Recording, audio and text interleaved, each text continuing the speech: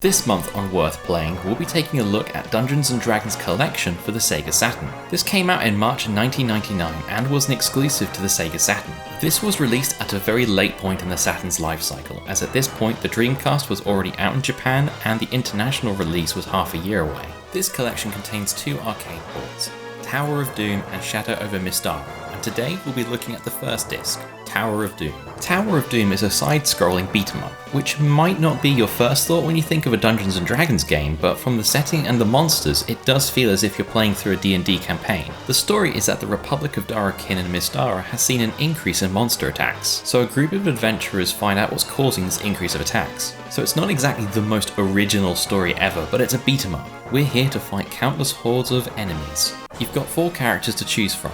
Fighter, an elf, a cleric, and a dwarf. Each has their own playstyle. The fighter is an all-round character but has the highest amount of health. The elf is a fast character which starts with a set of arcane spells. The cleric is similar but has divine spells instead. Finally, the dwarf, who is the most powerful in close combat. In terms of controls, it handles well enough. Each character can build up a combo by attacking, and you can block attacks by raising your shield. I just wish that the shoulder buttons were used to cycle through the items and spells, as you only have one button to do so, and if you go past something you were looking for by accident, you have to go through each item you have again.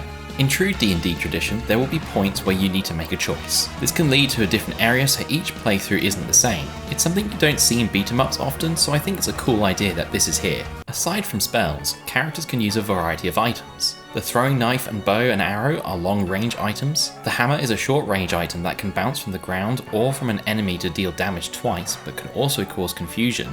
Finally, there's the oil, which causes a small fire to appear, and if an enemy walks into it then they're set alight, making them vulnerable. You can buy items and recover health in the shop after each stage. It would have been nice if the shop offered a random spell to buy as well, as you only tend to find spells as drops from enemies or from chests. Visually, it's pretty good looking. The characters and the backgrounds are well detailed and the animation is pretty good as well. The music is not half bad either. As far as beat-em-ups go, I'd say that this is okay. The spells are a nice change of pace from other beat-em-ups, and the different paths you can take keeps the game fresh on multiple playthroughs, but I feel as if that the combat needs to be quicker. Although the co-op is nice, the arcade port had support for up to 4 players. I feel like this is a missed opportunity here, as you could use a multi-tap to bring support for 4 players, and would make it more enjoyable in multiplayer.